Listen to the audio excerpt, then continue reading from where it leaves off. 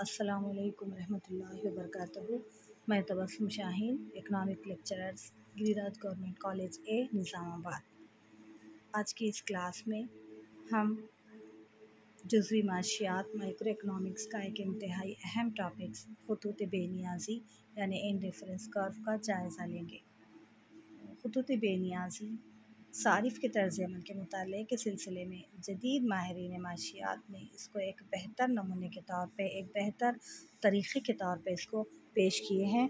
ये तरीक़ा मार्शल के पेश करदा हाशिया इफ़ादा तज्ज़िये को मुस्तरद करते हुए एक मुतबादिल के तौर पर पेश किया गया है। इस तरीक़े को सबसे पहले 1881 ईस्वी में एड ग्रोथ ने पेश किया, जबकि 1892 में इरविन फिशर ने, 1906 में पैरेटो ने और स्लट्सकी ने 1915 में इसको शोहरत बख्शी। तो इस तरह इफ़ादे की कार्डिनल पैमाइश के बरखिलाफ़ खतूत बेनियाज़ी का यह तसव्वुर इफ़ादे की ठीक ठीक पैमाइश और ज़र के हाशियाई इफ़ादे के मुस्तकिल होने की नफ़ी करता है। एक ख़त बेनियाज़ी अशिया के मुख्तलिफ़ इश्तराकात को ज़ाहिर करता है जो ना सिर्फ मुतबादिल होते हैं बल्कि सारिफ़ को मसावी इफ़ादा या तस्कीन या तशफ़ी फ़राहम करते हैं।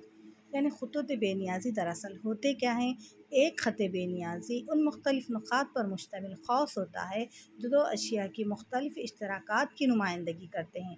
ख़त बेनियाज़ी पर पाया जाने वाला हर नुक़्ता सारिफ़ को मसावी तशफ़ी फ़राहम करता है। सारिफ़ मुख्तलिफ़ इश्तराकात के दरमियान बेनियाज़ होता है क्योंकि तशफ़ी की वो मसावी सतह हर जोड़ से हासिल कर लेता है। तो यहाँ पर मुख्तलिफ़ जोड़ का इंतख़ाब सारिफ़ किस लिए करता है? इस वजह से करता है कि सारिफ़ की आमदनी महदूद होती है और वो महदूद आमदनी में आज़म तरीन यानी बेशतरीन तशफ़ी हासिल करना चाहता है, इसलिए वो अशिया के मुख्तलिफ़ जोड़ का इंतख़ाब करता है। तो यहाँ पर हम जदवल के ज़रिए बताएंगे कि सारिफ़ किस तरह मुख्तलिफ़ जोड़ का इंतख़ाब करता है। तो जदवल के जो पहला कालम है वो पहले कालम में हम अशिया के इश्तराकात को बताए हैं जिसको हम ए बी सी डी और ई से ज़ाहिर करते हैं, और दूसरे कालम में शय एक्स की इकाइयाँ बताई गई है और तीसरे कालम में शय वाई की इकाइयों को ज़ाहिर किया गया है और चौथे कालम में तशफ़ी की सतह को बताया गया है। तो इस तरह सारिफ़ जो है सो पहले जोड़ का इंतख़ाब करता है जिसको हम कॉम्बिनेशन ए कहते हैं। इसमें सारिफ़ शय एक्स की एक इकाइयाँ ख़रीदता है और शय वाई की 12 इकाइयाँ ख़रीदता है, और इन दोनों जोड़ से, इस कॉम्बिनेशन से, इस जोड़ से, इस दोनों अशिया की ख़रीदारी से सारिफ़ को तशफ़ी 2 हासिल होती है। तो इस तरह सारिफ़ दूसरे जोड़ का इंतख़ाब करता है जिसको हम बी कॉम्बिनेशन कहेंगे। इसमें सारिफ़ क्या करता है? शय एक्स की 2 इकाइयाँ ख़रीदता है जबकि शय वाई की 8 इकाइयाँ ख़रीदता है और तशफ़ी की वही मसावी सतह उसको हासिल होती है जो पहले ए जोड़ से हासिल हुई है। तो यहाँ पर एक बात काबिल गौर है कि सारिफ़ शय एक्स की इकाइयों में इजाफ़ा करता है और शय वाई की इकाइयों में कमी कर देता है।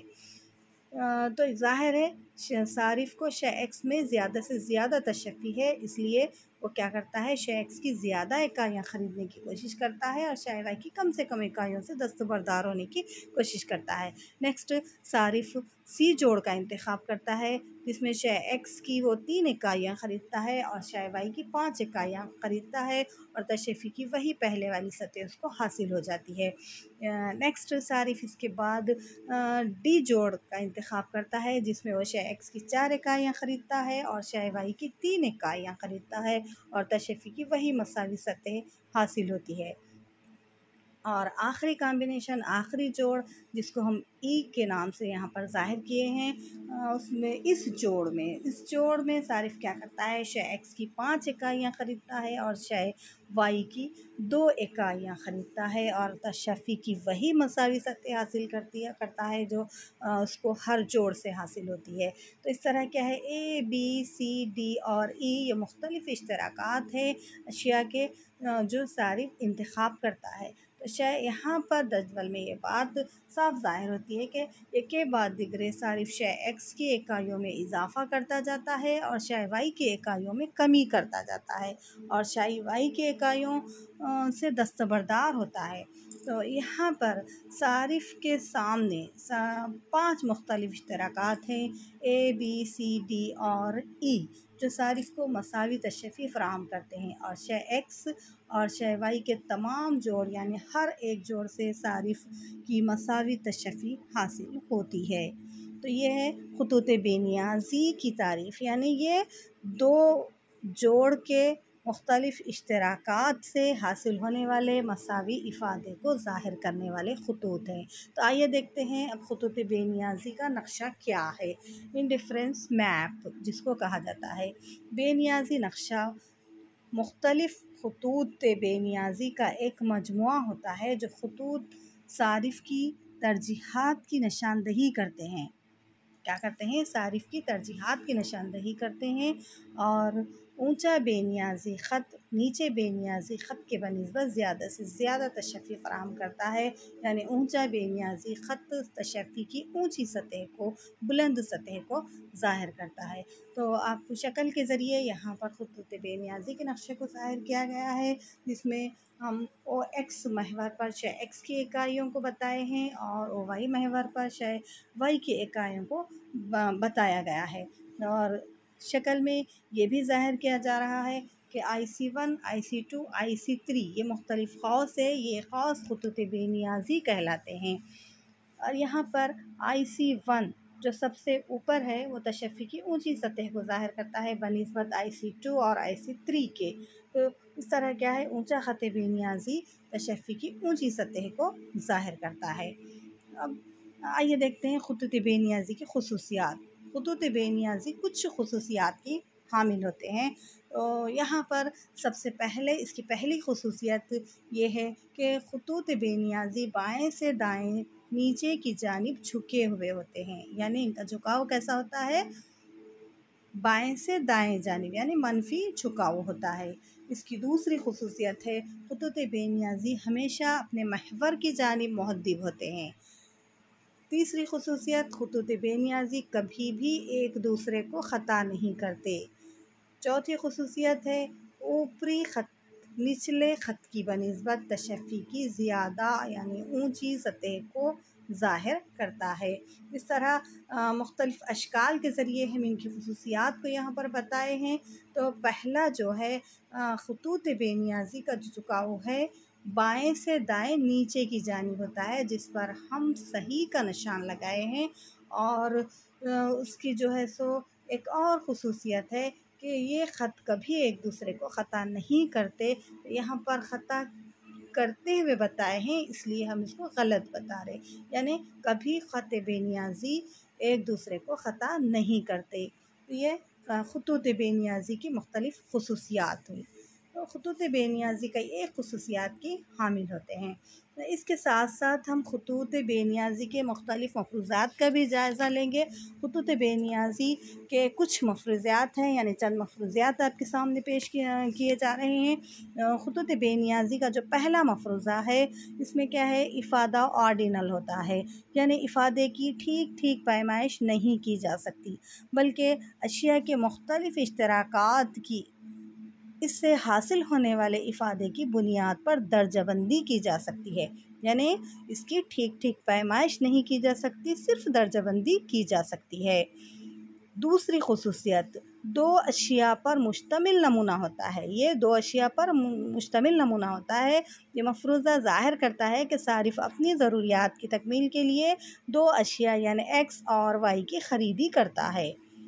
तीसरा जो है इसका मफ़रूज़ा सारिफ़ माक़ूलियत पसंद होता है, अक़लमंद होता है, और वह दी गई आमदनी में बाज़ार में मौजूद जो क़ीमतें हैं उससे अपनी महदूद आमदनी सर्फ़ करता है और ज़्यादा से ज़्यादा तशफ़ी हासिल करने की कोशिश करता है, जिसके लिए वो अशिया की क़ीमतों की मुकम्मल मालूमात रखता है।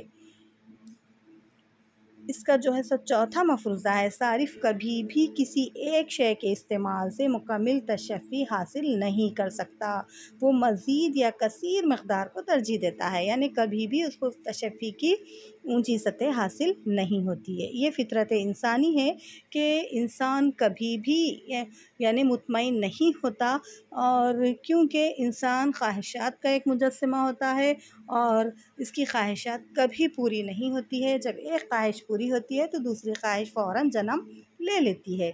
तो ये फ़ितरत इंसानी है कि सारिफ़ कभी भी जो है सो तशफ़ी की सतह तक नहीं पहुँच पाता। यानी नेक्स्ट 5वां जो मफ़रूज़ा है, ख़ुतूत बेनियाज़ी का एक ये मफ़रूज़ा भी है कि सारिफ़ की आमदनी पसंद और तरजीहात में तब्दीली नहीं आई, जो कि इफ़ादा और सर्फ़ की मक़दार अशिया को तय करता है।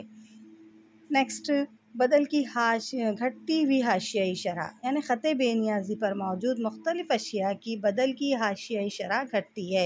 मसलन शय एक्स की ज़्यादा से ज़्यादा इकाइयाँ शय वाई से बदली जाती है। बाल्फाज़ दिगर, सारिफ़ शय एक्स की एक ज़ायद इकाई हासिल करने के लिए वाई की कम से कम इकाइयाँ छोड़ने को तैयार होता है। इसलिए ख़ुतूत बेनियाज़ी अपने महवर की जानिब मुहद्दिब होते हैं। सारिफ़ मुस्तक़ल मिज़ाज होता है और मुख्तलिफ़ जो है सो इश्तराकात का इंतख़ाब करता है, और वो ख़त बेनियाज़ी पर मौजूद मुख्तलिफ़ इश्तराकात के इंतख़ाब के सिलसिले में भी मुस्तक़ल मिज़ाज होता है और हमेशा एक ही जोड़ का इंतख़ाब करता है। तो इस तरह हम इस क्लास में ख़ुतूत बेनियाज़ी का जायज़ा लिए हैं, साथ ही साथ ख़ुतूत बेनियाज़ी का मफ़हूम और ख़ुतूत बेनियाज़ी के मफ़रूज़ात, ख़ुतूत बेनियाज़ी के ख़ुसूसियात और बेनियाज़ी नक्शे का भी हम जायज़ा लिए हैं। आज के लिए बस इतना ही काफ़ी है। इंशाअल्लाह नेक्स्ट क्लास में हम फिर नए टॉपिक के साथ हाज़िर होंगे। तब तक के लिए इजाज़त दीजिए। अल्लाह हाफ़िज़।